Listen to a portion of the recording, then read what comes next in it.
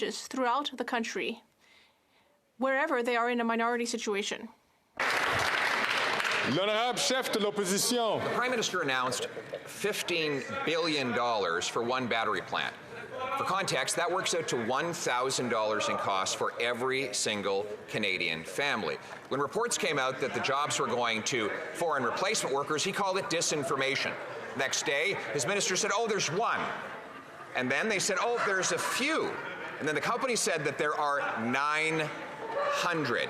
And yesterday, his Minister of Employment said he's going to do an investigation and get to the bottom of it. Mr. Speaker, what has Sherlock Holmes been able to find?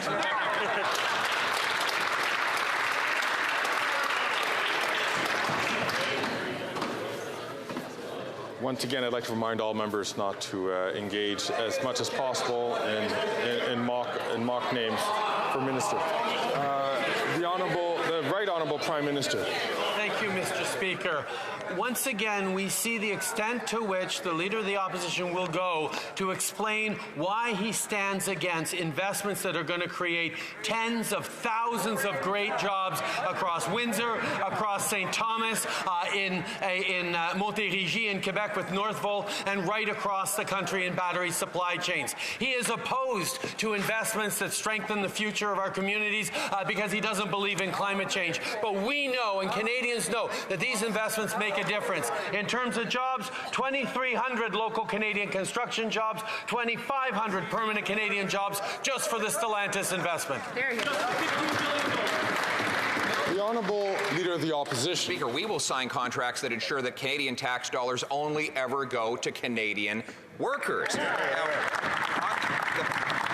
The only way to find out if anything the Prime Minister says on this $15 billion deal is true is if he releases the contract. Yesterday, Common Sense Conservatives were put forward a motion to that effect. Liberals amended the motion to say that there should be, and I quote, no notes, no recording devices, and that all copies be destroyed. These are quotes, Mr. Speaker.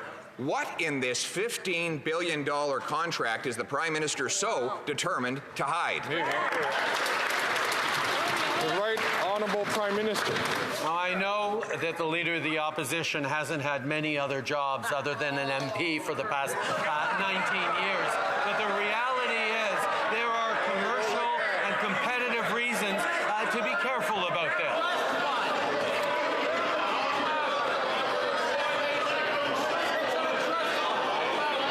Order.